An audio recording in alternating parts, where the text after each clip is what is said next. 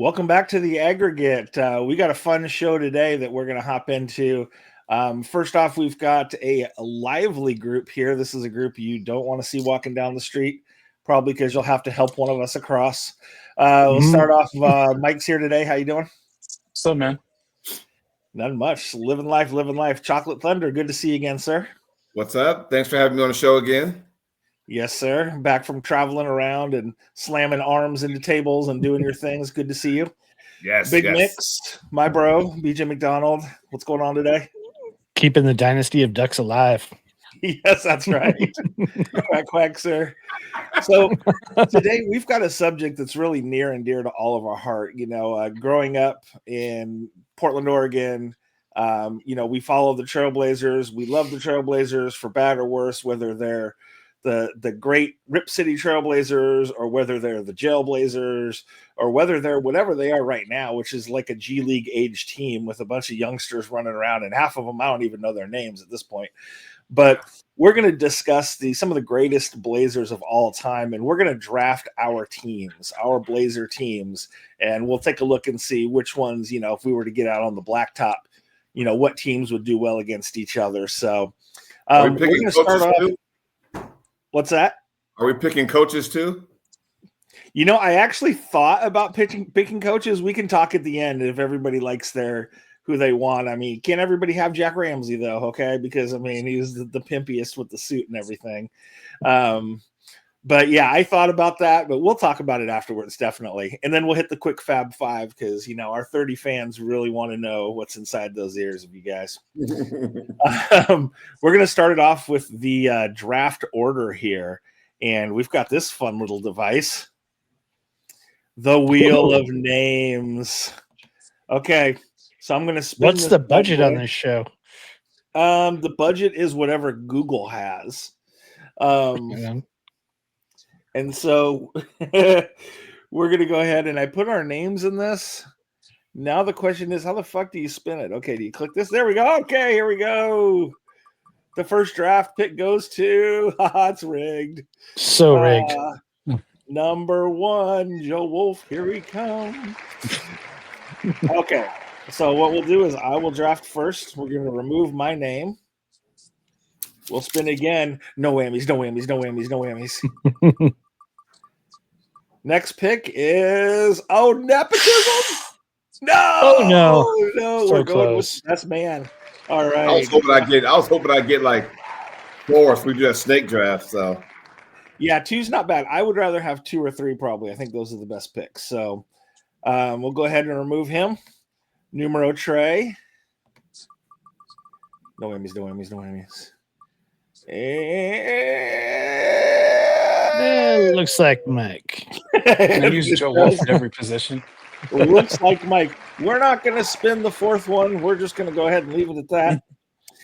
All right. So we've got myself, and then we've got Jody, and then Mike, and then BJ, and then we'll snake draft back. Okay. And then we've also got, once I remove the wheel, I'll go ahead and pop this up here so that you guys can see and our fans can see who we've drafted. Now, again, the budget is Google Docs, so we're using this on a Google spreadsheet. So don't mind the cells or everything. I'll post these on Instagram and Facebook, and we'll do a poll. And we can see who people will think their team will win. So you're going to want to draft this team on who's going to win. We're 5-on-5. We're hitting Rucker Park with these 5. Who's going to win the 4-team? We're going to Madeline. What are you talking about? So I'm gonna go a little bit sideways here, and everybody says, "Boy, you've got the first draft pick. You're going to go Clyde Drexler, right?" I'm not going Clyde Drexler. I'm going a little bit sideways on this one, and I'm going to draft a guy who averaged just as many points a game when he was with the Blazers, also averaged just as many points a game when he was with the Nuggets. I'm going to go with Kiki Vandeweghe as my small forward. Yeah, so I'm doing a little educating here today. We're just not here, and can I spell Vandeweghe? I think it's like that. All right, we're going to educate. So everybody who doesn't know who Kiki Vandeweghe is better get on the Google machine and look at him because that was one bad white boy. He could fill it up. All right. Yeah. All right. So the next pick, we've got Jody, correct? Yep. Yeah. You know what? Normally, just like you, I probably would pick Drexler too. My favorite Blazer of all time. But you know what? I'm going to go different too. I love it. I'm going to go. This guy was a trendsetter. He gave Shaq fits, and we should have got him when we drafted him. We didn't get him until 10 years later. I'm going to go with Arvydas Sabonis as my first pick and build around him. Oh, I love it. It's kind of like the Jokic, tough right? one. Going with the big man. Yeah. And if I mess up the spelling on some of these, someone can check that because I just, I'm not sure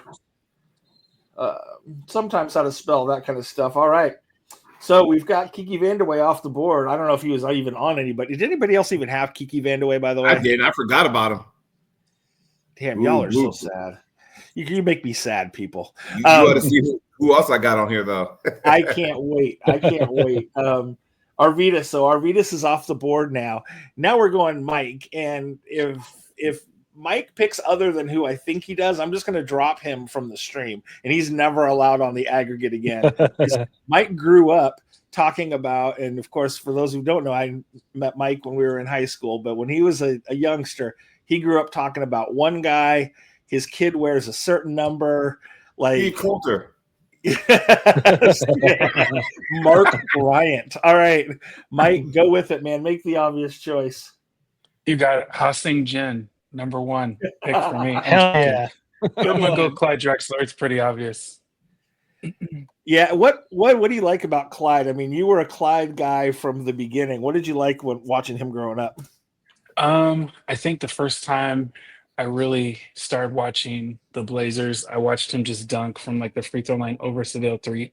He put his hand like just basically on the palm, like his palm of his hand, like right on his forehead, and just jumped over him and dunked it at the forum. And I'm like, oh my gosh, this guy is like ridiculous. So he's like an early kind of Vince Carter-y, springy guy. And now I've completely changed. I love the three ball. At the time, I really loved the athleticism. So he enamored me with the athleticism, but couldn't shoot the three ball. So, yeah. Yeah, and remember when they played Chicago in the finals, Clyde was getting comparisons to Jordan as like he got close to being that 1A of shooting guards, and Jordan didn't like that and subsequently dropped like 10 threes on us and just said, nah, he's not in my league. And That's he was the difference too, is Drexler couldn't really fill it up from the outside. He'd get hot some games, but majority of his stuff was mid-range and to the rack. So if he had Jordan wasn't a great three-point shooter, but definitely probably better, more consistent than Drexler, So for those of you watching, yeah, and for those of you watching, if you don't know this, Google Clyde Drexler dunks on Isaiah Thomas, and you'll see one of the nastiest dunks, one of the top 3 or 4 nastiest dunks you'll ever see in your entire life. So Clyde the Glide, great choice. All right, Big Mix is up, 4th pick. Ooh, back-to-back picks. Ooh. Yeah, back-to-back, sir. You got 2. Who are you taking first?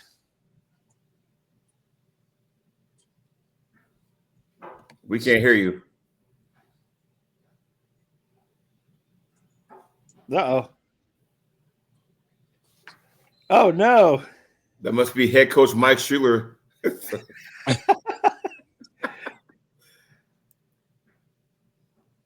We'll give Big Mix here just a minute to fiddle with his audio. And I mean his computer, not anything else. Oh, the clock's ticking. Whoa. But Right now. oh, hey, there we go. We got you back. I was just going to start talking coaches since he said Mike Schuler. I was like, God damn, that's a throwback. Okay. Hey, And coach we're back. Coach of the year. It also gave me time to get my koozie with the camo to match the Duck Dynasty. there you go. So it's going frozen in time. Who am I going to build my team around at the peak of their career? I'm going with Brandon Roy. We didn't get to see a lot of him, but elite scorer, decent at everything else, and he's clutch. Great pick. Brandon Roy, one of the biggest what ifs in NBA history, right? Mm-hmm. I don't think I mean, when people talk what ifs, they talk about Grant Hill, they talk about Tracy McGrady, they talk about, and not that those guys didn't have their own great careers and some stretches, but they didn't have longevity, right? The Greg Odens, shit, every center that's ever played for the Blazers. Yeah. Well, here's the funny part. So the guys you just mentioned, not Oden, but McGrady and Grant Hill, aren't they in the Hall of Fame? Yeah, because they had stretches Right. that they were great, but people often wonder, especially with like Grant Hill, because he was such an all-around player. Grant Hill had about 5 or 6 very like healthy seasons where he's 25 points, 8 rebounds, 7 assists. He had Jordan-esque numbers, minus the scoring. And he still had a long career, played in Phoenix. He had some long, but he just wasn't the same as, and same with Tracy McGrady. Like Tracy McGrady, great scorer for 5 or 6 seasons, right? For Rockets and Orlando, and then gets hurt and just wasn't the same, right? Mm-hmm. So you try to think of these guys with longevity. That's what separates. I mean, LeBron James doesn't have as good of stats as Russell Westbrook, but I mean, he's been doing it for 20 years. Right. So he gets the nod. So I mean, it's just one of those things. But yeah, Brandon Roy did it for a couple years, and we got to see a glimpse, and just faded away. Super sad. And Big Mix, you're picking again. So what do you got on the bounce back? Oh God. Let's check the big board here. You know what? I'm on the big board. I'm going to take LaMarcus Aldridge. Ooh, nice pick. So are we putting him at the 4? We're gonna put him at the 4, yeah. Okay, pretty much what he played, but I would have let you get away. He's coming in strong. Yeah. So I mean, he's just I see a trend here with Big Mix. I mean, he's going to be drafting these Blazers from that era. It looks like. Well, it's just Swiss Army knives. And he had a conference call with Bob Whitsitt. Well, and I think Aldridge is one of those guys who was just a touch ahead of his time. Like, I think if he came into the league now, he'd be a little bit more appreciated, but a big guy that could shoot the shot and was just a little too soft, right? Like that was kind of his the word, statement. The name of LaMarcus, not Marcus, but yeah. Yeah, right. Yeah, definitely. He got some guff for that. So great pick. All right. So then we're back to Mike, right? So there's only 2 players on the Blazer in Blazers history that made the top 50 all time. And I'm going to pick the second guy. First was Drexler. Second will be Scottie Pippen. Scottie Pippen. All right. The Blazers version. I like the Blazers version. The Blazers version took him to basically 1 game away from the NBA Finals. Mm-hmm. Yeah, I think he was, and I actually had him. He was playing the point guard, actually. By the way, on and off, he was like the 1 and the 3. And when they were going to go to the finals? Mm-hmm. Did you want me to put him as your 1? Is that where you had him? I kind of both. I guess I'll put him at the 3. Okay, so we'll keep him at that's where I put him. Yeah, Scottie Pippen, when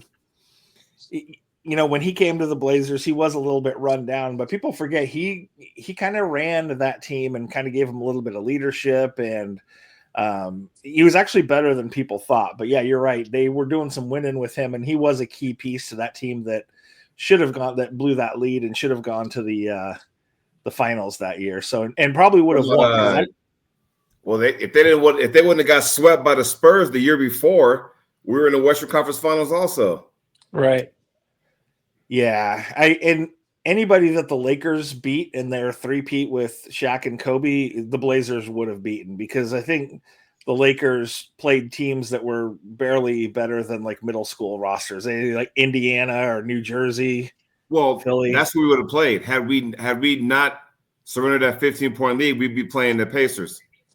And they would have and the Pacers were good, but they were a little long in the tooth by the time they got there. I mean, Mullen was a little old. They had Jalen Rose. They had the Davis brothers, Smits. I mean, they had a squad, but Joe Klein. Did Joe Klein play for everybody? Pretty much. Yeah. He's everywhere, as he should be. All right. So now we're back to who was next now? It will be Jody. Me. Yep. I need a leadership, right? And I'm talking about someone that's going to be like, all right, when we fall back, gather the troops. All right. So this guy, he can lead. He can shoot the three. He can also play defense too. So I'm going with Terry Porter, my point guard. Great pick. Love him. And again, for those who don't know much about Terry Porter's a guy who could get you 15 assists on one night and get you 35 points the next night. And in college, he played center. Yes. And there's that story that I'm sure you guys have heard about. He got scouted not because the scout was there to see him. The scout was there to see somebody else. And he was playing at Wisconsin Stevens Point, I believe. Yeah. And he was doing what Mike said, like they had some injuries and they had to stop this guy in the post. So they put in Terry Porter, who was just yoked out. He was a very stout built man. And he was doing everything on the court. He was scoring, he was assisting, he was rebounding, and he had a little, Walmart Magic Johnson going on in this small game. And so they take him, and Terry Porter was so integral to the Rip City Blazer era, just right after Clyde. And so he was great. So great pick on that one. And fun fact, I got dunked on by Terry Porter at Alameda. I was there. We lived right by Alameda. For those of you who've never heard this story, but Terry Porter was there doing a hey, look at me out in the Boys and Girls Club thing, maybe. And, yeah, in the community. Thank you. That's the word that my mouth didn't want to say. But yeah, he was there, and Alameda had the court before it got remodeled where you walked up the stairs, and they had the nice little outside court there. And yeah, so he was playing with the kids back and forth, and who knew that even, he could do that, because Terry Porter wasn't a dunker in a game. But yeah, he sure dunked on some BJ McDonald that game when they were running back and forth. Okay, to be fair, it was on a short rim. It was. They had one side was 10 foot and one side was like 9 feet. Yeah. It was kind of Madeline-esque, old school. All right, so we're back to me, and boy, you guys are taking some of my players here that I really want. But I started off with Kiki Vandeweghe, and we're just going to try and outscore you guys. Like, my team's just going to try and outscore you, because that's how basketball's played nowadays. I'm going to go ahead and take our boy Damian Lillard at the point guard position. Nice. I really like Lillard's game. He's struggling right now in Milwaukee with some injuries and figuring out, and he's getting a little bit older, but for a long time, Logo Lillard, man, has done some stuff, and I don't think I've seen anybody with better buzzer beaters in his career than Lillard. Roy had a couple good ones, but Lillard's buzzer beater on Paul George might be the greatest thing I've ever seen. Because first of all, I hate Paul George. And second of all, he called him out. He called him out to 10 feet behind the line and yacked a three in his face that sent him home for the playoffs. Like, just such a great bucket. So Lillard's my guy. Those two things stand out. The Lillard one on OKC, the Brandon Roy one on the Harden Rockets. Mm-hmm. That was another one that sent them home, I think, if I'm not mistaken. It was it was Dwight Howard and James Harden on the Rockets, and Brandon Roy hit that one. And I want to say, and somebody correct me if you know otherwise, but that was the first time that Brandon Roy group had won a playoff series. I think so. You're right. Yeah. I think it was a real important shot. So I'll keep it moving here with the offense. And I'm going to take this guy. I'm going to take this guy as my power forward. We're going to take Rasheed Wallace. I knew that. That was my next one. Ashtray. Yeah, and again, a guy who was really, I talked about this with Mike the other day. A guy who was really ahead of his time. because again, this guy could shoot the three, but they didn't let him. They were just kind of like, no, you need to be more in the post. And later in his career, Detroit let him shoot more jumpers. He got to the three area. So I'm building my team for 2025 here with Lillard, Vandeweghe, and Wallace. We're going to go 5 out on everybody and just bomb away. But that's just my strategy. All right. So we're back up on the snake draft here, and I believe go back to Jody now. Yeah, because we're going to be doing some half court stuff. So you need some bangers. You need some guys that's going to be setting picks, getting rebounds, and you need an enforcer. Every team needs an enforcer. So I'm going with the man with the shares the same last name as me. I'm going with Buck Williams. Power forward. Williams. Great pick. I had him on my board. I'm sure we all did at some point. Yeah. Chocolate Thunder, Sabonis and Buck Williams, you're going to get every rebound. Let's see. Buck Williams.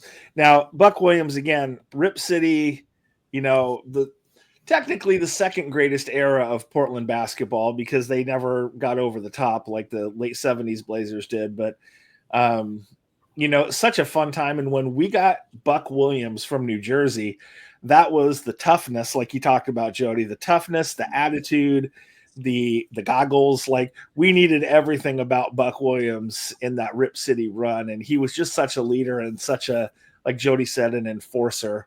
That's a great pick. Michael White.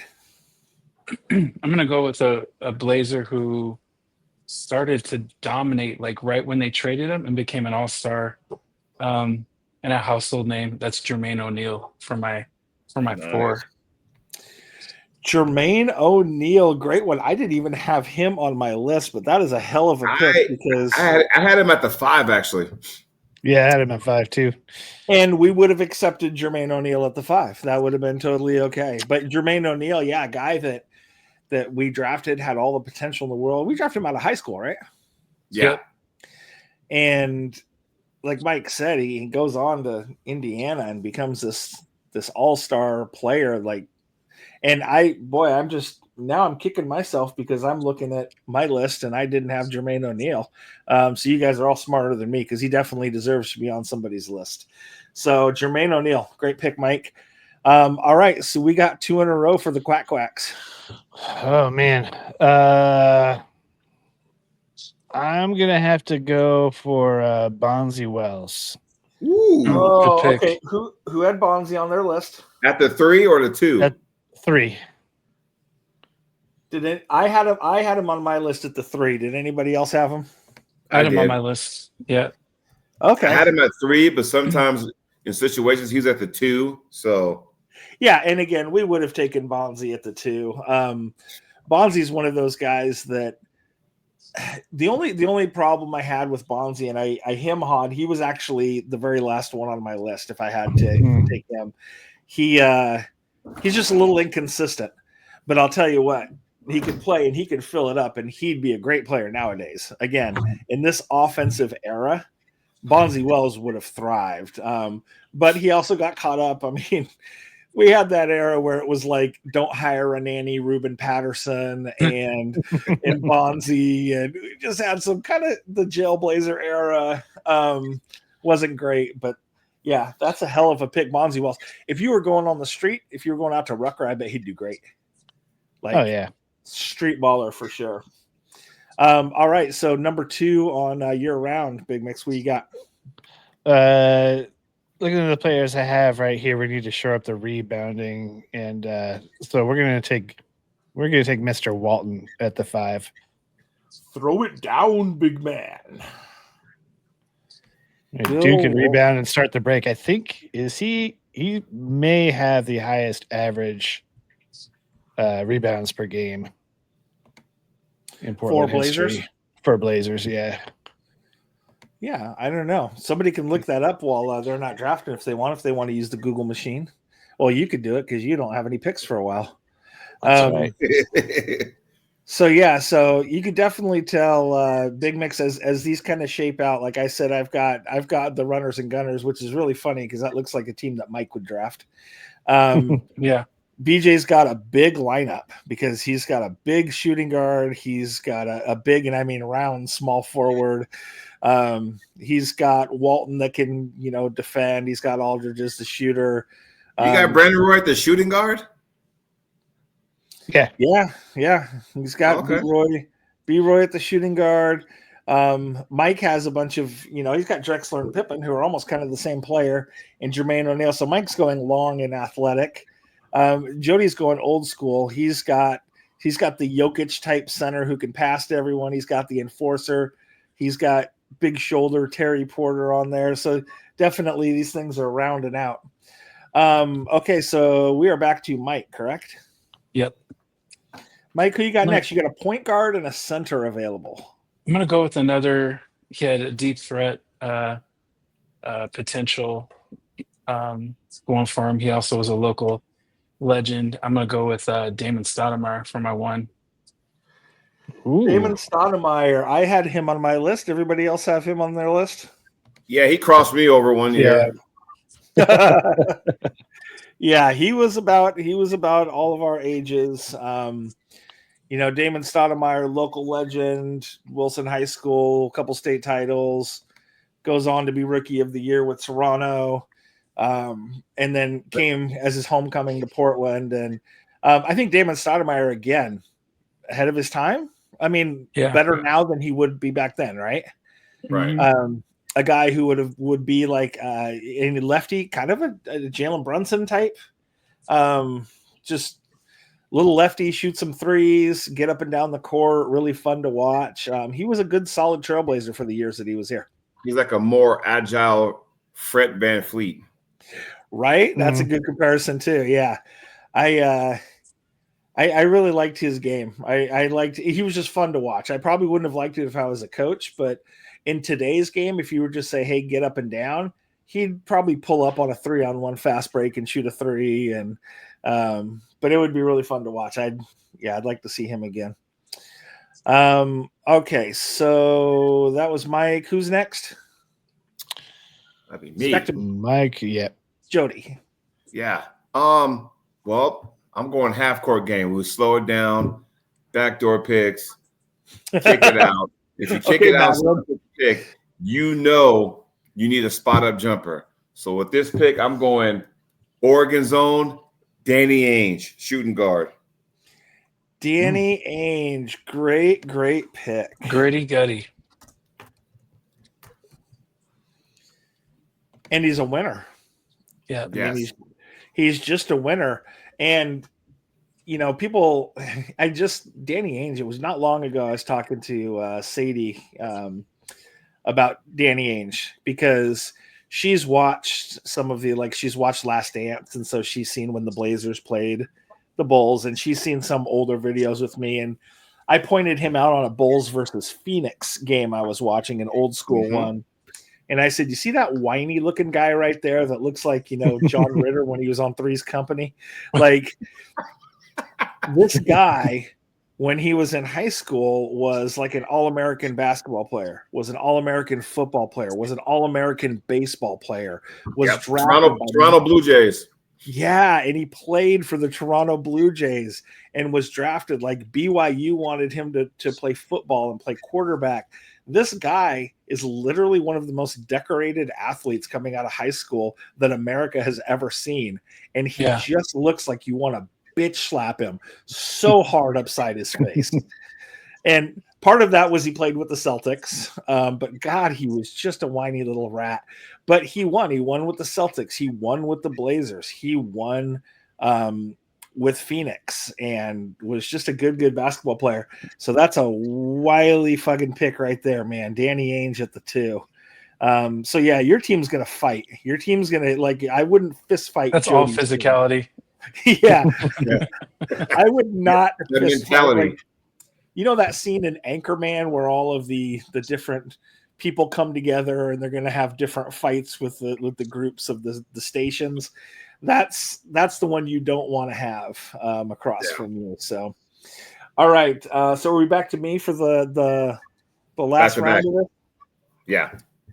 Okay. So I got to look at this, and I've got a 2, and I've got my center open. So I had 2 thoughts. Either I'm moving Rasheed Wallace to center, and I'm drafting somebody that can shoot, Or I can get a guy who, again, could shoot a little bit for a big man, do some rebounding, do He some wasn't even shot on my blocking. board. Marcus Camby. He wasn't on your board? No, Didn't make it to I my had board either. Camby? I had Zach Randolph before I had him. I forgot Marcus Camby was on the roster. Just crazy. When I was thinking about it, I remember those days with Marcus, and I always liked Marcus Camby, whether it was the Blazers or New York, or, I just thought he could block shots, he can rebound a little bit, he could shoot better than people thought because his shot was just so ugly. But I mean, he could shoot it. So with my 5-out team, I'm going to need a center that can stretch you out on the pick and pop. So we're going to go with Camby. Now, shooting guard, a lot of these shooting guards have been taken that could really light it up. So now I come on a conundrum. I was this close to choosing CJ McCollum because CJ McCollum was, great, could shoot. I know where you're going with this. Yep, I knew it. Not as well as this guy. So Drazen. Drazen, again, talk about like a Jermaine O'Neal type. Like we had him, we were kind of using him. And then he goes to New Jersey and he's one of the best players in the league and he's shooting the lights out. And I hate to say it for the umpteenth time, put Drazen in the league nowadays. Drazen would fuck you up. Like just amazing. And again, one of the biggest what ifs ever, died in a car crash overseas and just super, super sad. And everybody loved him, thought he was a great guy, was super stiff. But I mean, boy, I don't know if you could like teach a jump shot, you would want to teach it how Drazen Petrovic shot it. Like he was so robotic in the Terminator. And the last thing I'll say about him before we move it back to Jody is if you ever played video games and Sega Genesis comes out with, Bulls versus Lakers, but then you want to come out with Blazers versus Bulls the next year, and New Jersey's on there with Derek Coleman, Petrovic, Kenny Anderson. Like all of a sudden, New Jersey was a factor on the video games because you had Drazen Petrovic. So we always thought that was really cool as a kid. So I'm complete now, 5 out. I'm gonna bomb threes from all over the place with my I like team. your roster. Yeah, I was gonna say this is a Mike roster for sure. This is 2025. All right, so let's bounce back and finish up then. So we've got Jody on the last pick, correct? Yeah, well, since the shooting guards are all taken, the two I had on my list that was left was CJ McCollum and Steve Smith. By the way. But I got one pick left. It's the small forward, and wouldn't you know it, I need somebody, and we're talking half court. If you got one shooter, you got to have a small forward who's another shooter, but he has length, he has height. I'm going with What's that? Was he from France? Is this the guy from France? Detlef Shrimp. Oh, Germany. Oh, That's a good pick. Love it. I like it. Let's go. Am I spelling shrimp right, anybody? And he was hard-nosed too. Detlef, telling you right now. He was hard-nosed too. My blue collar. Goodness, I thought you were going Batum, but you went shrimp on us, and that just warms my heart right there. I love it. I thought you were going to go to Rodney Hood. Yeah. So there's my squad, Detlef Shrimp, because you can still kick it out to Detlef. You can kick it out to Ainge. You're running Arvidas can shoot if you needed to, but he's top of the key. Everybody's cutting and stuff. Buck Williams, I get the rebound. Terry Porter's just, he can shoot the three. If you're going to double team down low, he'll stick it. So I feel good with my squad. That's a good squad. Yeah. Now I'm looking at it complete, and Shrimp, and again, I guess Batum would have kind of been the same thing, like a shooter, playmaker, but Shrimp was bigger, tougher, German.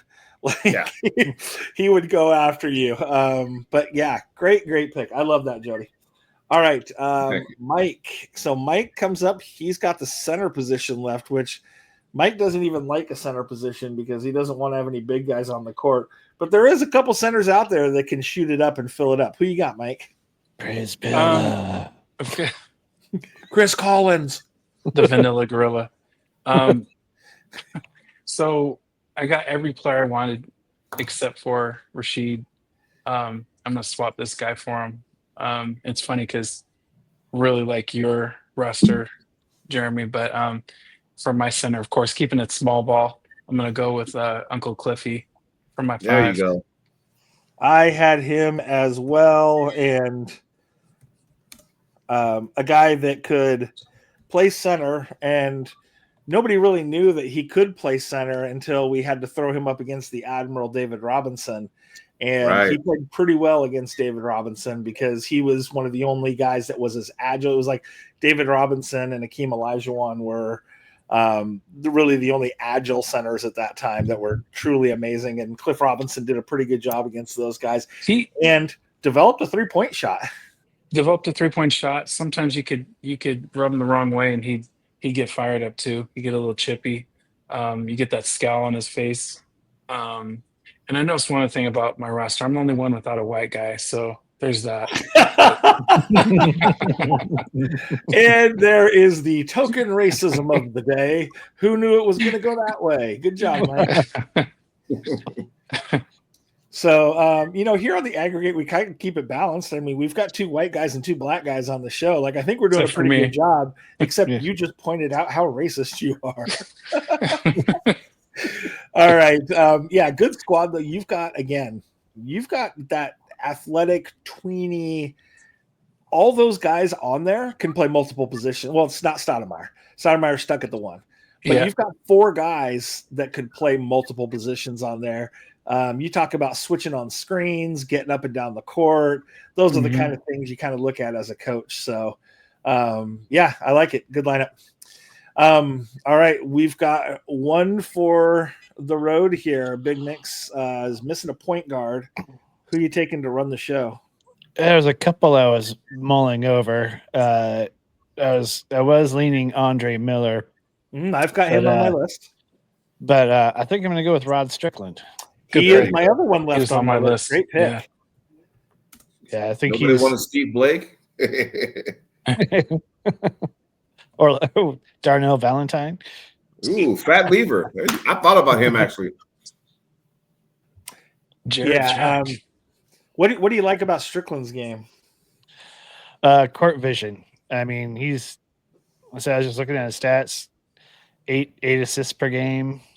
Give you 16 points. That's solid for a point guard. I have scores all over the team, but getting those the guys I have need the ball to get to them where they want it, and he's the guy to do it. Yeah, definitely he's on my list. I had, as I was checking names off, Andre Miller was left on my list. Let's just go through real quick and give a couple shout outs.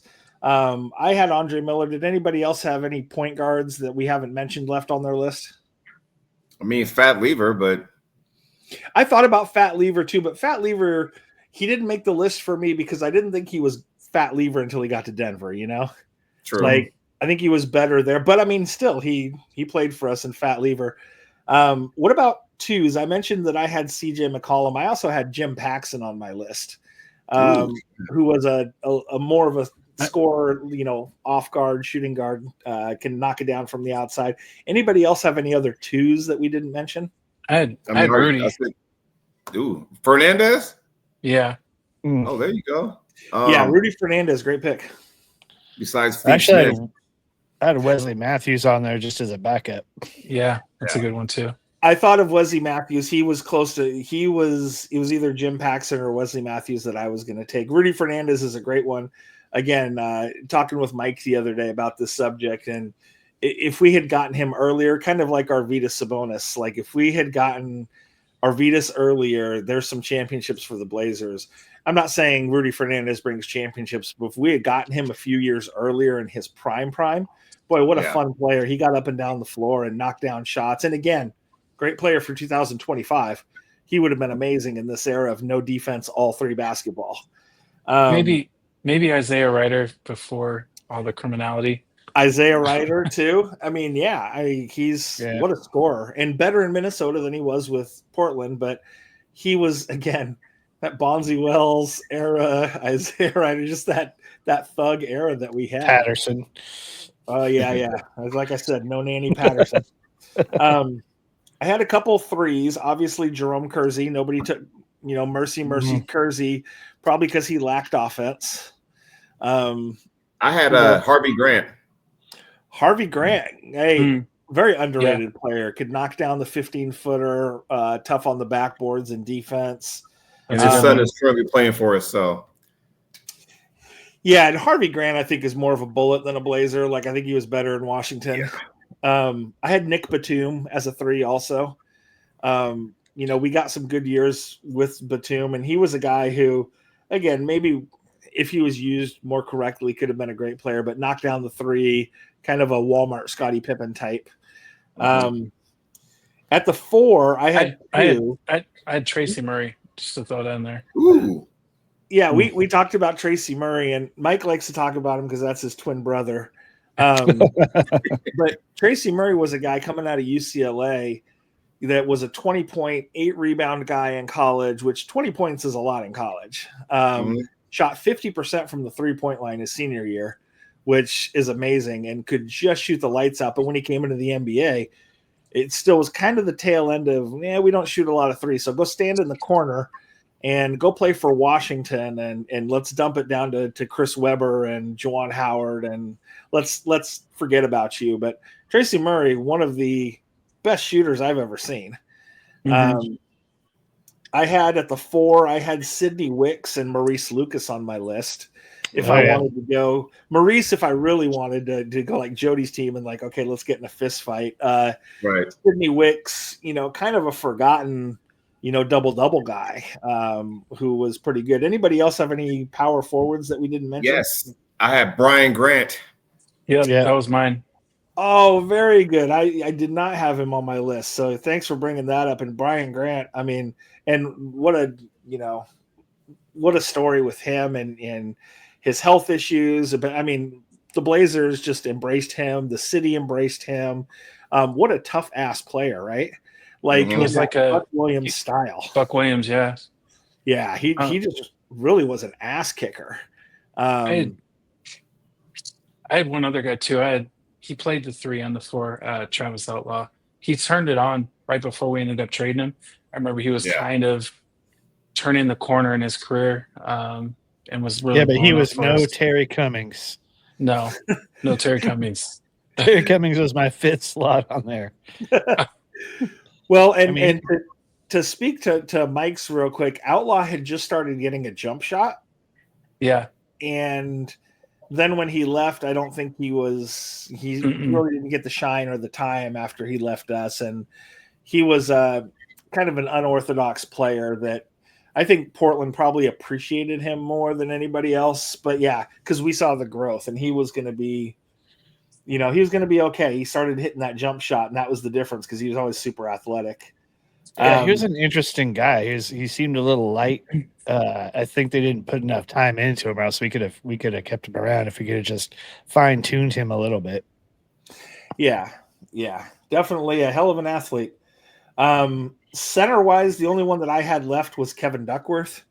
If I was picking last, I would have picked him. A guy who could, again, was softer on the boards that we wanted him to be for a 7-footer, but could knock down the 15-foot shot. He'll get you, 7 or 8 rebounds and kind of clog up the key for you. He was good in the time that we needed him with those big Western, centers and things like that. And you're playing, Utah, and you have to have somebody box out Mark Eaton. Like, that's your guy. You got to have that big body. And Duckworth was beloved. R.I.P. man. It was a sad story with him too when he passed. But Duckworth was a great one. If you grew up in the 80s and 90s, you had to love him. I had one guy, actually I had two left. One was predominantly a 4, but did get some minutes at the 5, which we mentioned earlier, was Zach Randolph, who did have a pretty good career as a Blazer, really good stats. And then also traded a few years ago, Yusuf Nurkic was actually pretty good for us in stretches. Yeah, if Nurkic could stay healthy, even now. I mean, if Nurkic could stay healthy, Phoenix is a whole different ball team. Like, Right. just can't stay healthy, can't stay on the court, which is sad because he's a skilled big man that can clog up the middle and do some things. And then, of course, Zach Randolph, goes to Memphis and is one of the best players in the league. So great mentions. Anybody else for the good of the order that you guys can think of that we didn't mention? Michael Thompson. Michael Thompson. He was just off my list. He didn't squeeze on in. Lucky bastard gets traded to the Lakers and wins a couple titles. All right. So great job. So I'll go ahead and I'll post these, and we'll see. We'll see what the masses think. I think we've all got good teams in our own right. We've all got different kinds of teams and different styles. But I think everybody did a pretty good job with the education portion of it. And then just to appease Jody real quick, throw out your favorite coach. Who's everybody got as their favorite Blazer coach? Rick Adelman. Adelman, great one. I mean, Rip City coach right there. And I said before, Jack Ramsey. I mean, you can't go wrong with Dr. Jack Ramsey, right? Right. Anybody else I'm gonna go Dunleavy. You like Dunleavy? That was when they were winning. Like had some pretty good runs in the playoffs under Dunleavy. I like him. He's solid. Yeah. Any other names that we want to mention just for the good of the order to make sure they get their props? Nobody wants to get Mike Schuler, NBA Coach of the Year. Schuler's like Danny Ainge. He just had that face that you just wanted to slap. I just think he didn't get any respect. But there were some good coaches. I mean, the Blazers. Carlissimo. Who? PJ Carlissimo. Oh, Carlissimo. Yeah. Got choked by Latrell Sprewell. That's all I can remember him for. But yeah, there's been some good ones. I mean, Maurice Cheeks had his times. I mean, there were Nate McMillan. Yeah, Nate McMillan. So there's some guys too that I think coaches get a bad rap. I think there are good coaches and there are decent coaches. There's not a lot of bad coaches in the NBA, but it just kind of depends on the talent you have. All right. Well, we're just gonna leave that up here and let that marinate while we go through the Fab Five. And we're just gonna start here. I'll ask you guys by your name what you're gonna. We'll start with Mike on this one for the Fab Five. So, Mike, if you were a professional wrestler, what would your walk-up song be when you're coming out to the ring?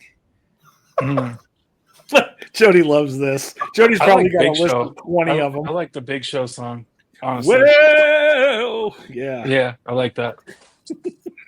The Big Show. That's not bad. Now, remember, as I'm asking this, it doesn't have to be a wrestling song. It could be any song. Big Mix, what would your walk-up song be? Oh, it's a song called the Marijuana Nuts theme. The Marijuana Nuts. The band Sleep. Okay, so this is something that people need to Google. Yeah. Yeah, because I don't know what you just said. And you said the band is Sleep? Sleep. Okay. The Marijuana Nuts song by Sleep. See? We're not here just to entertain. We're here to educate. That's right. Jody, this is the loaded question for you because you've probably been thinking about this for 30 years. Jody loves his WWE and has thrown various family members around several rooms and hit them with sheet pans and chairs and done no holds barred matches in his apartment. And I mean, Jody's the WWE guy on this crew. So what would your walk-up song be? But it had to be one I pick out. So it would have to be AC/DC Thunderstruck.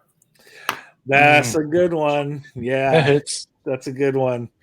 I definitely would have to go with the if you've watched wrestling and you know who the New Age Outlaws are. So Jody knows the song, but the New Age Outlaws, pretty interesting theme. And so, yeah, go ahead and Google that one. But that would be my walk-up. All right, moving on. Let's go back to Mike here. Now we're all old school. We grew up with TV and channels and not apps, right? So sometimes you're bored on a Can I Saturday. play it though? Yeah, play it. Your ass better call somebody. That's have the to do New that. Age Outlaws theme. Do you have that as a ringtone? No, I just YouTubed it right quick. Oh, nice. I love it. Yeah, I love that song. When we were younger, Jody used to love like walking into the NWO Wolfpack song, and I like the New Age Outlaws. Love the wolf pack. Yep. All right, so back to the question here. So when you're flipping around on TV back in the day, even now, if you flip around YouTube TV or if you got Hulu Live, we all have a movie that comes on that you just watch it. Like you'll watch it till probably at least commercial before you go make your, chips with your shredded cheese. You make your poor man's nachos on that Saturday afternoon. What's the movie, Mike, that's when it's on that you're always watching it? I would say it's probably watching more than any other movie ever. I'd probably say Indiana Jones and the Temple of Doom. Temple of Doom, classic. Okay. And when we were growing up, that would have been on TV a lot. Playing just when they started getting into cable and TV, TNT and TBS used to always play the movies, and that's on. Great choice. Big Mix, what's one movie that you're going to watch every time? Oh god, it just came on the other day and I had to peel myself away from it. It was The Adventures of Buckaroo Banzai Across the Eighth Dimension. Oh, that's a good one. Fucking standing choice. That's a really deep cut too. It's just bizarre. It's like a train wreck. You can't not watch it. It is bizarre, and it is just the weirdest. It's the weirdest movie, yet the greatest movie. So that's great. That is a good deep for nerds. That's a nerd cut right there. Yeah. Like you got to know that one, or at least grow up with it. Jody, what are you watching if it's on every time? It's two franchises. One of them is any of the Rockies 1 through 4. Okay. Or any of the Avenger movies. Okay, and put a pin in that until you see the next Avenger movie that I think will be shitty. But yeah, the good Avenger movies up to like Endgame. Yeah. And that's the Avenger movies are interesting because those are like the original Avenger movies up to Endgame are like the original Star Wars. Like those are separate. And then they started making new Star Wars, and those ones were like, okay, it's entertaining, but no thank you. And that's what I think the new Avenger movies are. But yeah, those are good. Mine. Jeremy, hold on. Before you say yours, I want to guess Sleepwalkers. Yes. No, that's only theater, sir. No, when it comes on, there's really two. Shawshank Redemption, if it comes on, I'm watching, and Pulp Fiction. If those two come on, I'm watching, because there's no point in those that's not interesting to me. So $5 Pulp milk. Fiction all the way through yet. Eve, I haven't watched Pulp Fiction all the way through. Mm-hmm. Fuck you, sir. You need to get on that. All right. So number 3, we'll go back to Mike here. And this is going to really hit Mike. He's going to get split hard on this one. So back in the day, were you Team Edward or Team Jacob, Mike? Back in your training bra when you were watching Twilight. Team Edward or Team Jacob? Which one, man? I'd probably say I'd go Edward. I go Edward. Yeah, you go Edward? Yep. All right. And any particular reason why? I just like their mansion they lived in, so I like their lifestyle a little bit more. The one was like the poor kid, one was the rich kid. I like the rich kid. Yeah, and that guy grew up to be Batman too, so I mean there's always that. That's that too. Yeah. All right, BJ, Edward or Jacob? I have no freaking clue. Never seen the movies. Good for you. I know there's some stuff that happens, and people they wore T-shirts about this, but I have no idea. Anybody got any kids around? Just give me a leg up on this. Let me break it down for you. As having a child that was dead ass in the Twilight era and had Twilight everything, just choose between vampires and werewolves. I'm gonna go with werewolf here. All right, and that's Jacob. And that's Taylor Lautner, by the way. And I don't know if you know who he is. He was quite. I have no idea. And you didn't research it. You're our research guy, man. You're our Google guy.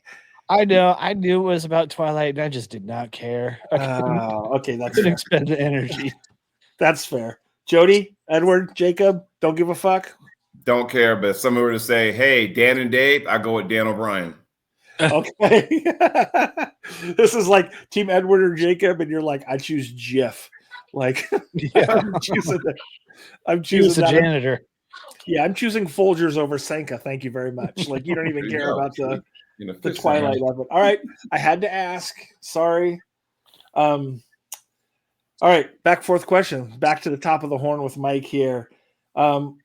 We all played Oregon Trail back in the day. You had that green screen Apple IIe. You know, what got you the most? Like, what killed you the most in that Oregon Trail game? Were you drowning in the river? Was it dysentery? What got you in the Oregon Trail? Just like I am with training, basketball training, exhaustion. I pushed way fatigue too and hard, exhaustion. way too hard. Went as far as we could. Fuck sleep, fuck food. We're training. Yeah. So you pushed the grind and you didn't stop. I always thought hunting was the most fun part, so I never ran out of like the food. But yeah, the hey, do you want to sleep a little bit or do you want to go? And you end up going too many times and exhaustion. I get you. BJ, Oregon Trail, what got you? It was exhaustion too. Hunting was fun, so you never ran out of food. Yeah. After I first died of dysentery and looked up and found out what it was, I knew I wasn't going to die of that ever again. Right. Oh yeah, you don't want to go through that. No, I was pushing too hard, just like Mike. Yeah, exhaustion. Jody, what got you in the Oregon Trail back in second grade playing on that Apple IIe with that tiny screen? I could never beat the game, so lucky, fortunate for me, or unfortunately, I'd always fucking drown because it didn't matter what I had. I think the shooting was the best because the bear was fucking slow, but the rabbit was always fast. But you got to kind of like be a quarterback and shoot where he was going. And sometimes he'd bag so you'd miss. But I got the food, but then it weighed my wagon down. It didn't matter. I had to unload some stuff. It didn't matter. I always fucking sank. So whether I had a weak ox or whatever, crossing that river, it always sank. Yeah, that was me too. Always trying to take that shortcut. And like, you want to save a couple days? You're like, sure, I'll save a couple days, but didn't realize back then how fat I was, and that shit just sank. Yeah. Every time. It was bad. All right, last question, Mike. In this game, I always call this game like the number one reason for domestic violence in America, because when people play Mario Kart, they get nuts, man. Like, you're just about to win and somebody hits you with a fucking shell, or you hit a banana peel right at the end or something, and people get upset.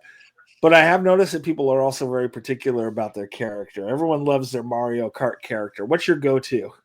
I went with Princess because I used the Princess in Mario 2.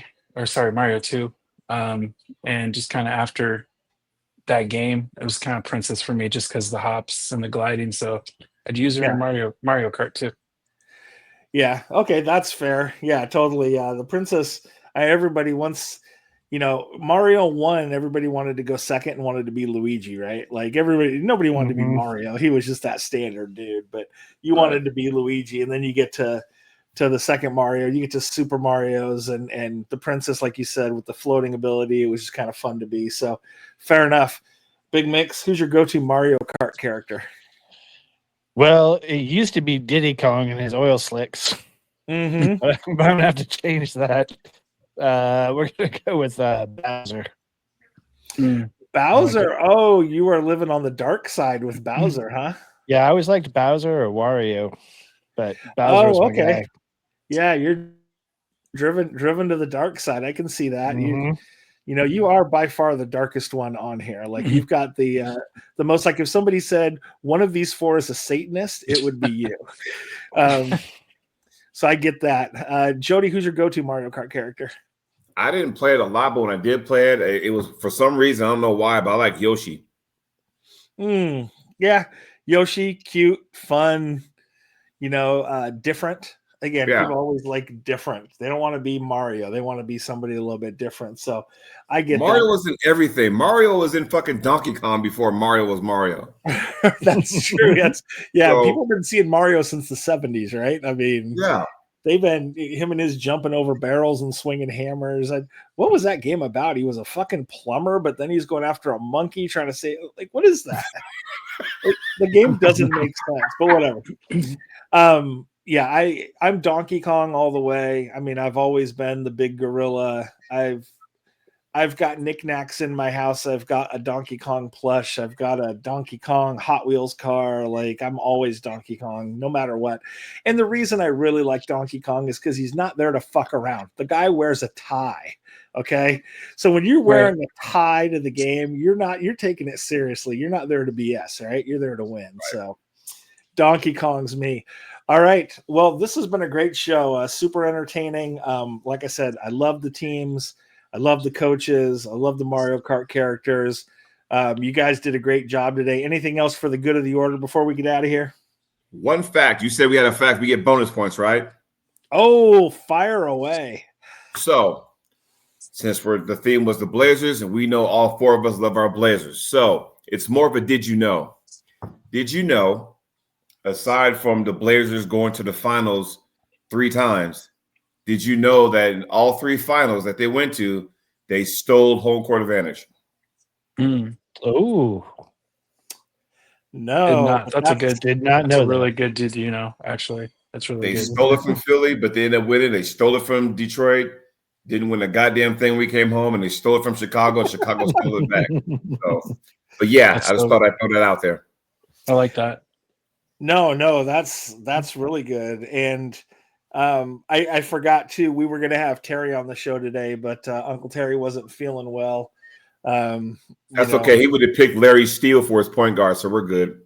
Yeah, he had some issues. I don't know. He said he was sick. Maybe the herpes was acting up or something, but I don't know what the deal was. But he said to mention Billy Ray Bates, which again, interesting fact. Billy Ray Bates, who with Portland was a 12-point-a-game scorer in the regular season, in the postseason was a 28-point-a-game scorer.